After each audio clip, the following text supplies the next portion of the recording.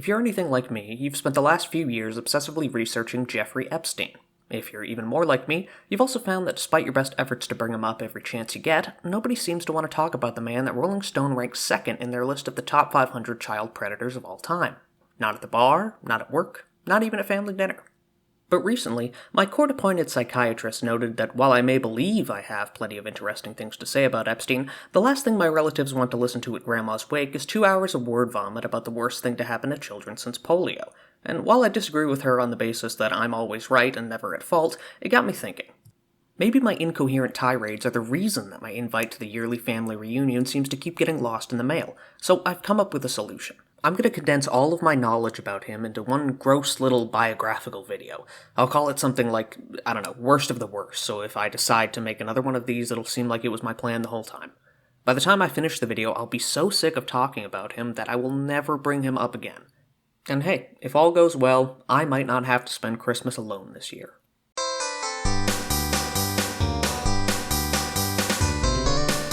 Jeffrey Edward Epstein was born on January 20th, 1953 in Coney Island, New York, to working-class parents Paula and Seymour. What little we know about Jeff's early life isn't all that noteworthy. He was apparently a math whiz, and he played piano, so I guess on top of being a pedophile, he was also a fucking dweeb. I think the lack of real interesting childhood details can mainly be attributed to three factors. One, the 50s were, a really long time ago. Two, Paula and Seymour are both dead. And three, very few people have been going out of their way to admit that they were grade school friends with the Muhammad Ali of child abuse. So let's just fast forward to 1974. Fresh off of dropping out of two university math programs without a degree, 21-year-old Jeff secured a position as a math teacher at the Dalton School, a prestigious Manhattan prep school. How did a greasy Coney Island pedophile weasel his way into working at the same high school that the fucking Vanderbilts send their kids to? Well, the most popular theory is that Donald Barr, former member of the U.S. intelligence community and then dean of the Dalton School, hired Jeff to groom him for a career in intelligence. But despite what the suspicious counter in the corner would indicate, I'm gonna have to chalk this one up to a weird coincidence. I mean, maybe Barr had something to do with him getting hired, but honestly, he resigned a few months before Jeff even started working, and I don't think it's unreasonable to suggest that a man who later became a career criminal was able to successfully lie about his credentials.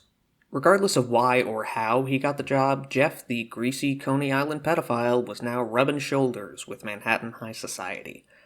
Well, at this point it was mostly just with the children of Manhattan high society, but I don't think that bothered him. It took two full years of watching Jeff openly hit on and try to molest high school girls before the Dalton School administration realized that hiring someone who never graduated college was a bad idea and told him to kick rocks. Whereupon he was immediately hired at the investment bank Bear Stearns by its then CEO, Alan Greenberg. Why would he do that? Well, Greenberg had kids that went to Dalton, so maybe they hit it off at a PTA meeting or something. I don't know. Maybe he was just impressed by the way Jeff flirted with his teenage daughter. It doesn't make any sense.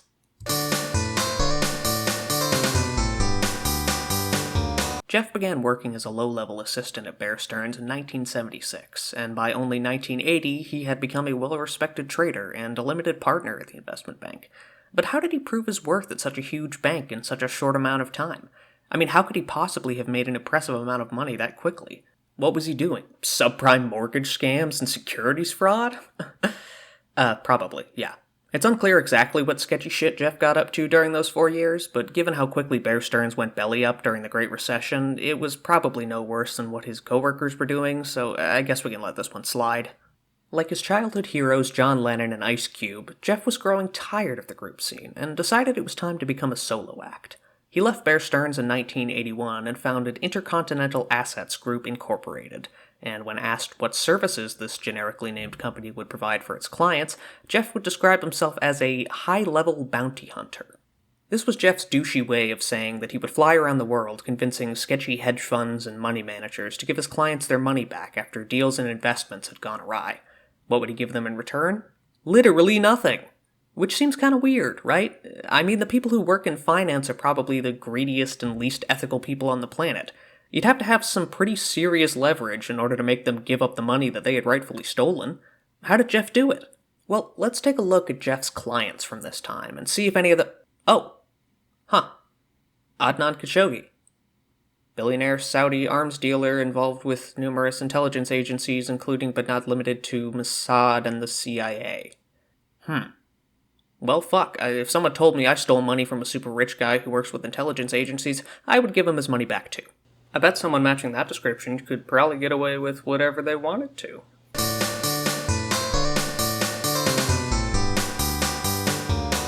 I guess at some point being a financial enforcer for an international arms trafficker got a bit too mundane for Jeff, so he started his own financial management firm, Jeffrey Epstein and Company, with the stated goal of only managing money for billionaires. You may look back and laugh at such a restrictive goal, but remember, this is the 80s we're talking about, and the 80s were an age of miracles. Jeff found his miracle in a man named Leslie Wexner. Oh, he's just so dreamy. What a hunk. Wexner's a multi-billionaire who made his fortune by owning all the stores that you're embarrassed to be seen in at the mall, and he became Jeff's one and only confirmed client in 1987, within a year of them meeting. Less than 5 years later, Wexner gave him power of attorney over all of his affairs, which basically meant Jeff could do whatever he wanted with Wexner's money and assets. Seems kinda weird that he would trust someone he just met with everything he owned, right? Well, once again, there's a couple different theories on what exactly was going on between them. Some people think it had something to do with Wexner's mob connections, some people think they were in a gay relationship. Personally, I think this one's on Wexner as a person. Everything I've read about the guy leads me to believe that he is just a total fucking loser.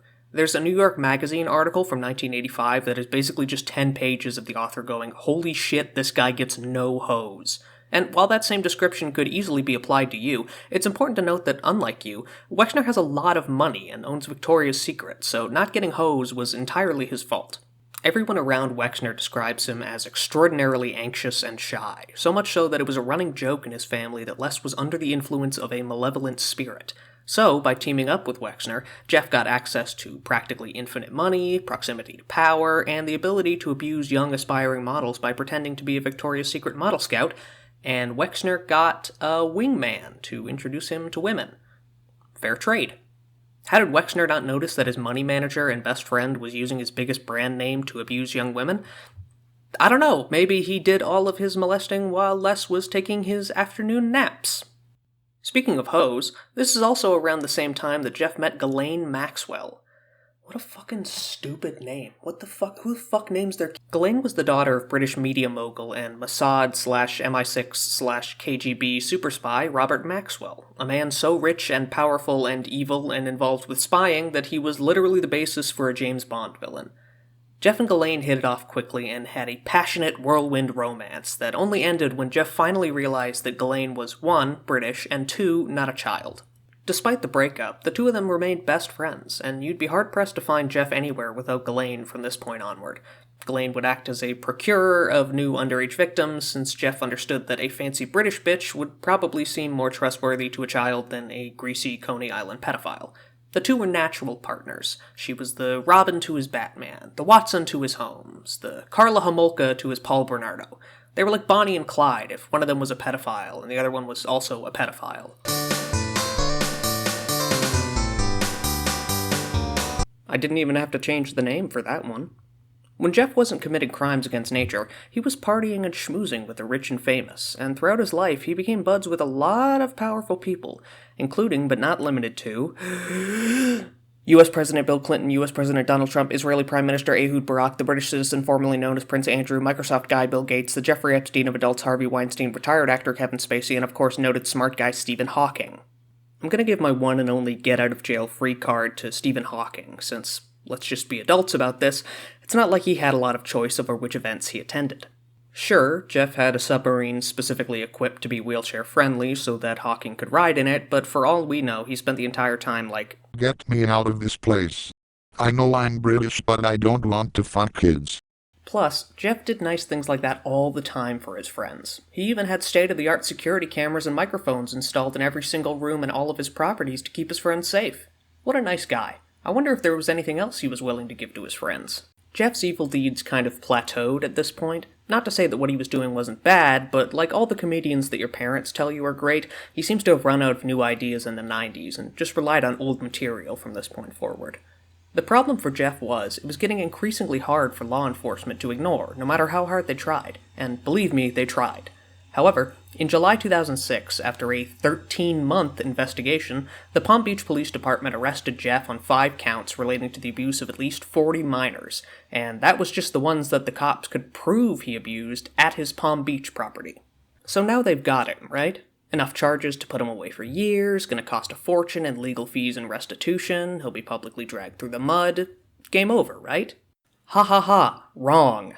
Even though the Palm Beach Police Department had him dead to rights, Jeff's number one lawyer, Alan Dershowitz, who coincidentally also helped to get OJ acquitted, was able to negotiate a non-prosecution agreement with the Southern Florida District Attorney and future Trump administration Secretary of Labor, Alex Acosta. In exchange for pleading guilty to just one of the charges, Jeff was given a sentence of only 18 months in a private wing of a minimum security prison.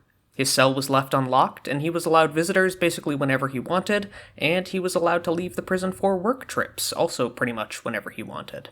The deal also granted full immunity to all named and unnamed co-conspirators to his crimes. To top it all off, the non-prosecution agreement meant that both the Palm Beach Police Department and the FBI had to stop any further investigations into Jeff and his friends. If you've evolved past the single-celled organism stage, you may have noticed some oddities about the way that Jeff's case was handled. I mean, we all know that rich people get special legal treatment, but the case against Jeff couldn't have been more solid if they had a document that said, "I did it, please put me in jail forever," signed Jeffrey the Child Predator Epstein. So what happened?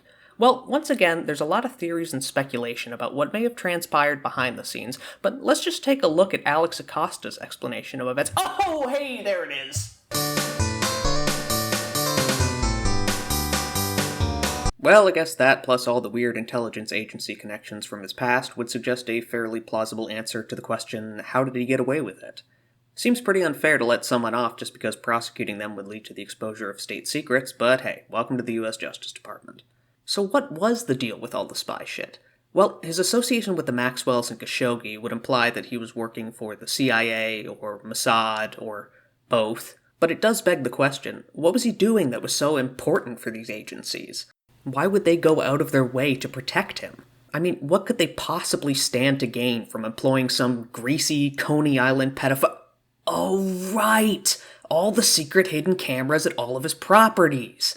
I guess it would be pretty useful in a pinch to have photo, audio, and video evidence of incredibly powerful people committing crimes against nature, especially if some of those people became, say, the leader of the free world. Twice.